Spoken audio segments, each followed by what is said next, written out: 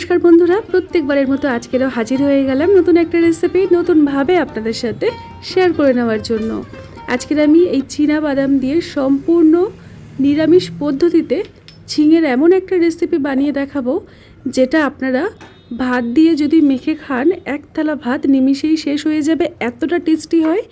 আর এটা খাওয়ার পরে আর কোনো কিছুই আপনার মুখে ভালো লাগবে না, ভীষণ টেস্টি হয়। তাই প্রথম থেকে দেখতে থাকুন, আশা করছি আপনাদের ভীষণ ভীষণ পছন্দ হবে। তো খাই খাই উঠুন রান্নাঘরে, আজকে তৈরি হচ্ছে সম্পূর্ণ নিরামিষ পদ্ধতিতে ঝিঙের একটা রেসিপি। আমি এখানে আমার প্রয়োজন মতো দুটো মিডিয়াম সাইজের ঝিঙে নিয়েছি।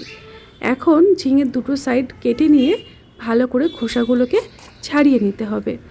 একদম পরিষ্কার করে, খোসা যেন একটুকুও না থাকে, ভালোভাবে ছাড়িয়ে নেব। তো দেখুন, আমি ঝিঙে দুটোকে ভালো করে খোসা ছাড়িয়ে নিয়ে চলে এলাম। এখন এগুলোকে গোল গোল করে কেটে নিতে হবে, খুব একটা মোটা হবে না, এরকম মিডিয়াম একটা সাইজ রেখে দুটো ঝিঙে আমি একই রকমভাবে কেটে রেডি করে নেব। তারপরে ঝিঙেগুলোকে ভালো করে জল পাল্টে ধুয়ে নিতে হবে। রেসিপিটি প্রথম থেকে শেষ পর্যন্ত দেখে যদি ভালো লেগে প্লিজ একটা লাইক দিয়ে সাথে থাকবেন। আর অনেকের আছে যাদের ভালো নাও লাগতে পারে, তবে প্লিজ কেউ ডিসলাইক দেবেন না, তাহলে কিন্তু অনেক সমস্যা হয়। তো দেখুন, ঝিঙেগুলো আমার ভালো করে কাটা হয়ে গেছে, এটাকে জল পাল্টে ধুয়ে নিয়ে ফিরে এলাম। তো আজকে রেসিপিটি তৈরি করার জন্য ঝিঙেটাকে ঠিক এই রকমভাবে রেডি করলাম। এখন একটা কড়াই আমি গ্যাসের উনুনে বসিয়ে দিয়েছি, তার মধ্যে দিয়ে দেব 1 মুঠোর মতো চীনাবাদাম। আমি এখানে দুটো ঝিঙের জন্য যতটুকু চীনাবাদামের প্রয়োজন সেইটাই ব্যবহার করছি। আপনারা ঝিঙের অনুপাতে বাদামটা ব্যবহার করবেন। অল্প একটু লবণ দিয়ে বাদামটাকে ভেজে নিচ্ছি, যাতে করে বাদামটা একদম ভালো করে ভাজা হয়। তারপরে এখানে দিয়ে দেব 1 চামচ পরিমাণে সাদা তিল। সাদা তিল ভীষণ উপকারী একটা উপকরণ, এটা ভীষণ প্রচুর পরিমাণে ক্যালসিয়াম থাকে। তো দেখুন, সাদা তিলটাও খুব সুন্দর করে ভাজা হয়েছে, বাদামটাও ভাজা হয়ে গেছে।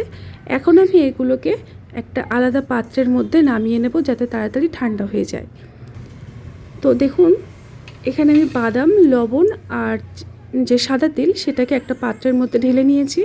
তারপরে কিছুক্ষণ পরে একটু ঠান্ডা হলে বাদামের খোসাগুলোকে একটু ছাড়িয়ে নেব, যতটা সম্ভব ছাড়িয়ে নেওয়া যায়। আপনাদের যদি এতটুকু খোসা অল্প অল্প থেকে যায় তাতে কোনো অসুবিধা নেই। আর দেখুন, বাদামগুলোকে আমি এইরকমভাবে জাস্ট একটু আলতো হাতে এরকম ঘষলেই দেখবেন খোসাগুলো ভালোভাবে উঠে যাবে। দেখুন, পরিষ্কার হয়ে গেছে। এখন নিয়ে নিতে হবে একটা মিক্সার জার, তার মধ্যে সাদা তিল, চীনাবাদাম আর লবণটাকে ঢেলে দিলাম। এখন এর মধ্যে ঝালের জন্য দেব 4টে কাঁচা লঙ্কা, আর দিয়ে দেবো অল্প একটু জল দিয়ে একদম মিহি করে বেটে নেব। আমি বাটার জন্য এই মিক্সার জার ব্যবহার করছি, আপনারা যদি পারেন শিলেও বেটে নিতে পারেন, তাতে টেস্টটা কিন্তু আরও ভালো আসবে।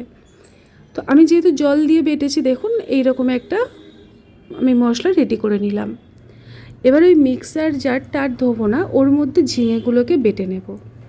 আপনাদের কাছে যদি মিক্সার জার সেই মুহূর্তে না থেকে থাকে, তাহলে গ্রেটারের মধ্যে ঝিঙেটাকে গ্রেট করে নিতে পারেন, তাহলে কি ছোটো ছোটো করে টুকরো করতে হবে না।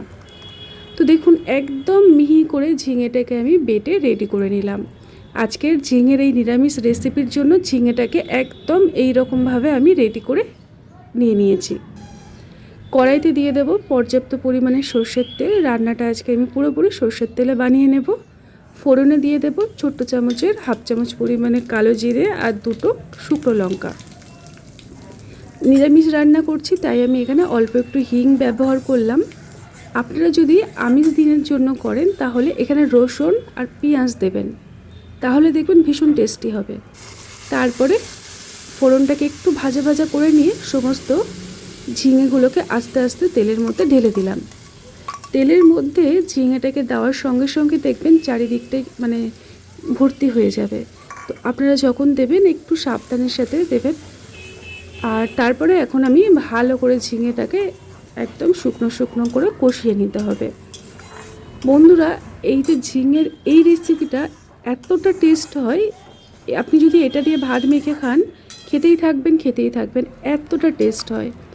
তো এখানে আমি কিছু গুঁড়ো মশলা অ্যাড করছি, সামান্য পরিমাণে হলুদ গুঁড়ো, অল্প একটু কাশ্মীরি লঙ্কার গুঁড়ো, আর অল্প একটু জিরে গুঁড়ো আর দিয়েছি অল্প সামান্য পরিমাণে চিনি। এখন এই মুহূর্তে আমি লবণ ব্যবহার করব না, কারণ যে বাদাম আর সাদা তিলটা আমি ভেজে রেখেছি ওর মধ্যে লবণ আছে। তো সেটাকে যখন আমি দেব তারপরে যদি প্রয়োজন হয় লবণ আমি অ্যাড করব। তো সমস্ত মশলা দিয়ে ঝিঙেটাকে ভালো করে মিশিয়ে নিলাম। যেহেতু এখন না এর মধ্যে অনেকটা জল আছে, তাই দেখুন কেমনভাবে ছিটে চারিদিকটাই লেগে যাচ্ছে। আমি একটু ঢাকনা দিয়ে কম আঁচে রেখে দিলাম। তারপরে মোটামুটি 2-3 মিনিট পরে আমি ঢাকনাটাকে খুলেছি। আস্তে আস্তে দেখুন এটা আরও হতে শুরু করে দিয়েছে।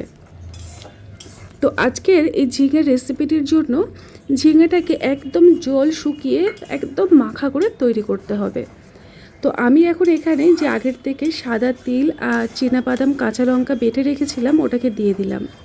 যেহেতু এর মধ্যে লবণ আছে তাই আমি কিছুক্ষণ পরে টেস্ট করে দেখব, যদি মনে হয় লবণ দেওয়ার প্রয়োজন তাহলে আমি দেব।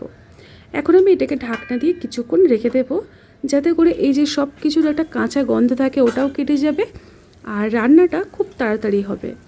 তো আমি মোটামুটি 2-3 মিনিট ঢাকনা দিয়ে কম আঁচে রেখে দিয়েছিলাম। তারপর ঢাকনাটাকে খুলে ভালো করে একদম তলার থেকে নাড়িয়ে চাড়িয়ে দেব। দেখবেন চীনাবাদাম বা বাদাম দিয়ে যখন আমরা কোনো রেসিপি তৈরি করি খুব তাড়াতাড়ি তলাতে লেগে যায়। তো সেই জন্য দেখবেন আপনারা কিন্তু অনবরত লক্ষ্য রাখবেন যেন নিচে লেগে না যায়। যে কোনো রান্না যদি একটু পোড়া ভাব চলে আসে তাহলে সেই রান্নার টেস্টটা কিন্তু পুরোপুরি বদলে যায়। আমি আপনাদেরকে প্রায় 3-4 মিনিট পরে দেখাচ্ছি। দেখুন ঝিঙেটা কত সুন্দরভাবে মাখা মাখা তৈরি হচ্ছে।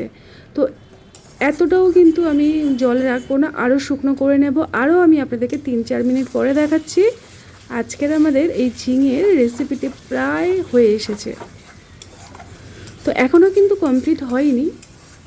এখন এটাকে আরও অনবরত আমি 3-4 মিনিট নাড়িয়ে চাড়িয়ে নেব।